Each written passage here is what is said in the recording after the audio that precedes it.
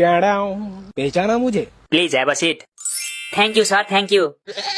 के लिनुहुन्छ? चिसो तातो केही ल्याउँ? चिसो तातो त घरमै खाएर आएको सर, ल्याउने भए पिरो मोमो ल्याउनु। तपाईलाई यो होटल जस्तो लाग्यो? तपाईँ मोमो खान आउनु भएको कि इन्टरभ्यू दिन आउनु भएको? अनि उहाँले के लिनुहुन्छ भनेर सोधेपछि भन्नु परेन त सर? उहाँले त चिसो तातो पो सोध्नु भएको त, मोमो चाउमिन सोध्नु भएको हो र? सरी सर, पैसा नभएर 1 महिनादेखि मोमो खाएको छैन, त्यसैले तातो सुन्ने बित्तिकै तातो मोमोको याद आउँछ मलाई। ल ल छोड्नुहोस् त्यो कुरा, सुरुमा चिन्जान गरौँ, त्यसपछि हामी तपाईँको इन्टरभ्यू लिन्छौँ। चिन्जान किन गर्नु पर्यो सर? तपाईले उसलाई छोडिदिन लाग्नु भयो र?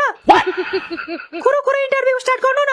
इन्टरभ्यू कति बेला स्टार्ट गर्ने, कसरी स्टार्ट गर्ने भन्ने कुरा मलाई नसिकाउनुहोस्। म यो कम्पनीको एचआर हो, म डिसाइड गर्छु यो कुरा। त्यसो भए मलाई किन बोलाएको त? ताली बजाउनलाई? यहाँ के नाचगान भइरहेछ र ताली बजाउनुहुन्छ कि जिन्दगीमा जानेकै ताली बजाउनु मात्र हो? ताली मात्र होइन, गाला पनि बजाउँछु म, बजाइदिम तपाईको? म त झन् गाला बजाउनेलाई बजाउँछु, म पनि बजाइदिम।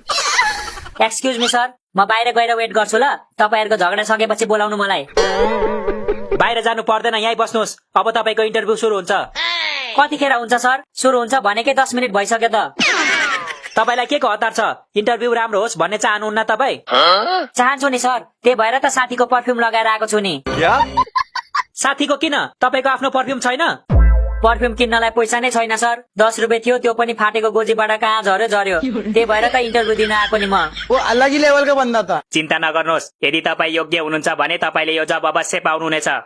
पाउनै पर्यो नि सर, यदि पाइन भने घरमा पाइला टेक्न दिनुहुन्न बुवाले। ल सुरुमा हाम्रो छोटो परिचय दिन्छु। म चाहिँ यो कम्पनीको एचआर, उहाँ चाहिँ म्यानेजर, अनि उहाँ चाहिँ हाम्रो सिइओ। सिइओ? तपाईहरु त सिइओ धाको बेच्ने कम्पनी हो कि क्या हो? सिइओ होइन के, सिइओ, चिफ एक्जिक्युटिभ अफिसर। यति नै थाहा छैन तपाईलाई? ए थाहा भयो सर, थाहा भयो। अघि मम्मीले इन्टरभ्यूमा फेल भइस् भने तँलाई सिइओले घोष दिन्छु भन्नुभएको थियो, त्यसैले दिमागमा सिइओ मात्र घुमिरहेछ। ल अब तपाईको बारेमा भन्नुहोस्, tell us about yourself. Good morning दुईजना सर अनि एकजना म्याम। मेरो नाम विकास गुरुङ हो र म गुरुङ टोलमा बस्छु। अच्छा। हेलो गुरुङजी, तपाईलाई इंग्लिश बोल्न आउँदैन? इंग्लिशमा भन्नुहोस्। किन र म्याम, तपाईँ नेपाली बुझ्नुहुन्न हो?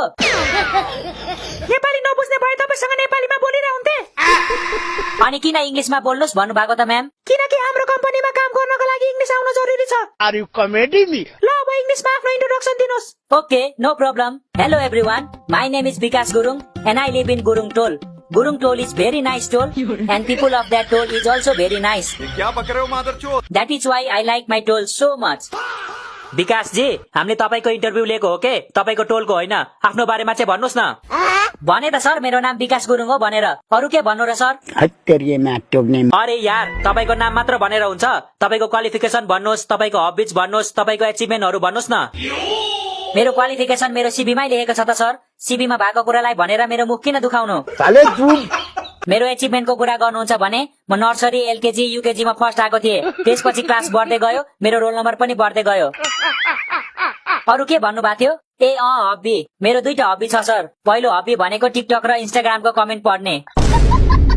मलाई भिडियो हेर्नु भन्दा कमेन्ट पढ्नु लास्टै मजा लाग्छ सर। म दिनमा 4-5 घण्टा कमेन्ट पढेरै बिताउँछु।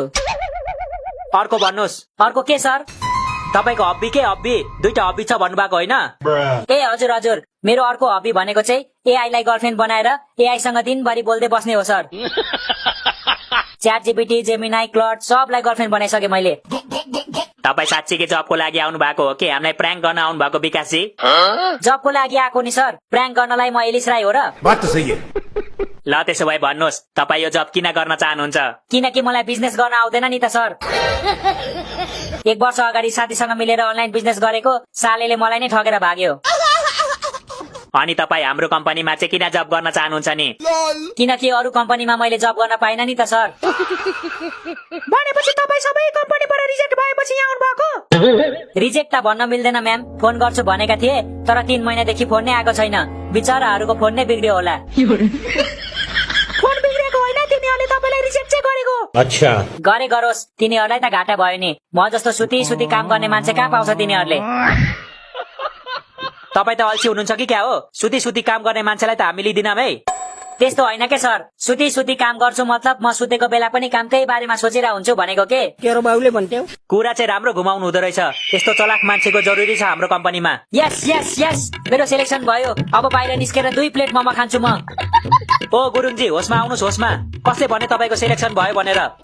तपाईँले नै भन्नुभएको होइन म जस्तो चलाक मान्छेको जरुरी छ भनेर? जरुरी छ भन्ने बित्तिकै सिलेक्सन भएको हुन्छ त? तपाईँको इन्टरभ्यू सकेकै छैन। इन्टरभ्यू सकेपछि हामी डिसाइड गर्छौं सेलेक्ट गर्ने कि नगर्ने भनेर। ल अब तपाईँको एक्सपिरियन्स भन्नुहोस्। पहिला के काम गर्नु भएको छ तपाईँले? भर्खर त पढाइ सकेर काम खोज्दैछु सर। एक्सपिरियन्स कहाँबाट ल्याउनु? मान्छे हेर्दा त छिप्पेको जस्तो देख्छु त। भर्खर पढाइ सक्नु हुँदैछ? छिप्पेको चाहिँ नभन्नु न सर, म भर्खर 30 वर्ष पुग्दैछु हौ। अबे साले 30 वर्ष पुगेको मान्छेलाई छिप्पेको नभनेर के दुध खाने बच्चा भन्नु त? मेरो उमेर नहेर्नु न सर, मेरो विशेषता हेर्नु के। तपाईँहरूले मलाई यो जब दिनुभयो भने 1 वर्षमा यो कम्पनी टप 10 भित्र आउनेछ। के बोले भाइ? हो र? टप 5 मा भएको कम्पनीलाई तपाईँ टप 10 भित्र ल्याउने? मेरो मतलब मलाई यो जब दिनुभयो भने 1 वर्षमा यो कम्पनी टप 3 भित्र आउनेछ। टप 3 फ्रड कम्पनी भित्र होला हैन? एचआर सर, मलाई त यो मान्छे कफाडी जस्तो लागिरहेछ। हामी व्यर्थैमा टाइम वेस्ट गरिरहेछौं। पक्नु न म्याम, कभर हेरेर बुकलाई जज गर्नु हुँदैन के। बाहिरबाट किरा भए पनि भित्रबाट हिरा हुन सक्छ। सर तपाईले मेरो तारिफ गर्नु भएको कि बेइज्जत गर्नु भएको बुझ्नै गाह्रो भयो त।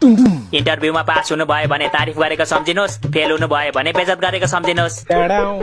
त्यसो भए म पास भए कि फेल भए त सर? पक्नु न हौ, इन्टरभ्यू त सक्न दिनुहोस्। अझै धेरै क्वेशनहरु सोध्न बाँकी छ तपाईलाई। छिटो सोध्नु न त सर, म एन्सर दिनलाई एक्साइटेड छु के। अच्छा धेरै एक्साइटेड नहुनुहोस्, तपाईको इन्टरभ्यू भइराछ, स्वागत होइन। ल भन्नुहोस् गुरुङजी, तपाईसँग के स्किल्सहरु छ? कम्प्युटर चलाउन सक्नुहुन्छ? त्यस्ता नाथे कम्प्युटरको बाउ हजुरबाउ सबै चलाउन सक्छु म। तपाई त अर्को साम्पाङको सपोर्टर हो कि क्या हो? हो नि म्याम, कसरी थाहा पाउनुभयो तपाईले? तपाईले त्यस्ता नाथे कम्प्युटर भन्ने बित्तिकै थाहा पाइहालेँ नि मैले। अनि कम्प्युटरमा के चलाउन आउँछ तपाईलाई? कि स्विच अन र स्विच अफ मात्र गर्न आउँछ? गजब बेइज्जती है। के कुरा गर्नुहुन्छ हौ सर? सब चलाउँछु म कम्प्युटरमा। PUBG, free fire, call of duty, Minecraft सब चलाउन आउँछ मलाई। साले तू तपाईलाई कम्प्युटरमा गेम खेल्न आउँछ कि आउँदैन भनेर सोधेको हो मैले। अफिसमा युज हुने सफ्टवेयरहरु चाहिँ के चलाउनुहुन्छ भनेको। अचेल त सबै काम एआईले गरिहाल्छ सर, अरु सफ्टवेयर किन चलाउनु पर्यो? एआई चलाउन आउँछ त तपाईलाई? ल किन नआउनु सर, एआई बिना त म कामै गर्न सक्दिन नि। आजको इन्टरभ्यू पनि एआई बाटै प्र्याक्टिस गरेर आएको। तपाईको एजुकेसन के हो? कतिसम्म पढ्नु भएको छ तपाईले? मैले ब्याचलर गरेको छु म्याम, 7 वर्ष लाग्यो तर सक्नु चाहिँ सके। तपाईले त केही काम गरेको छैन भन्नुभयो हैन? अनि सीबीमा त 2 इयर्स अफ एक्सपिरियन्स लेखेको छ त। ए त्यो त मिस्टेकली टाइप भएको होला सर। मैले मेरो दाजुको सीबी हेर्दै बनाएको थिएँ, मिस्टेकली जब एक्सपिरियन्स पनि टाइप गरी पठाए होला।